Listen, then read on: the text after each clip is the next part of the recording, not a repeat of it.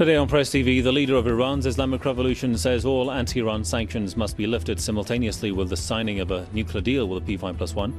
Ayatollah Sayyid Ali Khamenei said the research and development of Iran's nuclear energy program will continue. The leader rejected Washington's call for maintaining sanctions for a decade. Fresh airstrikes by Saudi warplanes on Yemen have left one person dead, 2 others wounded. The strikes targeted the Harar district of Yemen's Hajj province.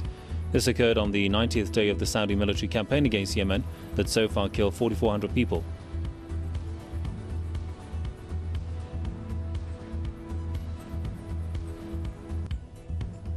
Kurdish forces in northern Syria are gaining more ground against the ISIL Takfiri terrorists. They've now captured the town of Ain Issa hours after they took over a nearby military base. Ain Issa is 50 kilometers north of Raqqa, the stronghold of the ISIL in Syria.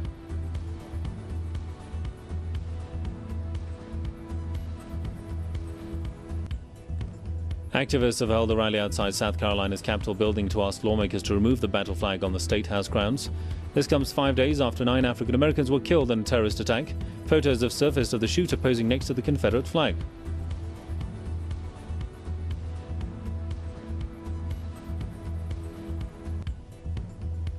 People in Indian-controlled Kashmir have held a protest against the Monday killing of a young man. Locals and the family of the victim say he was killed in cold blood, but police say a stray bullet hit him during a confrontation between militants and government forces.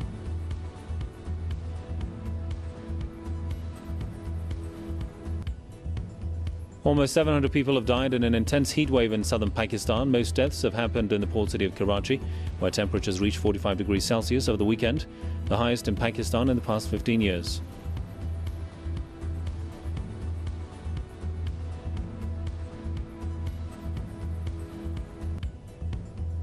In Ukraine, pro-Russia militias accused government forces of killing 3 civilians just hours before a meeting in Paris over the crisis in the country's east. Forces loyal to Moscow say the attack started on Monday and continued overnight in a village near Donetsk.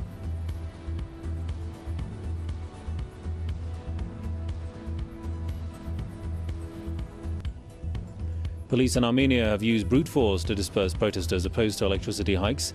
Nearly 240 people have been detained in Yerevan. The clashes broke out after police used water cannons and batons to disperse protesters who were holding a sit-in and blocking the traffic. There's the latest here on Press TV.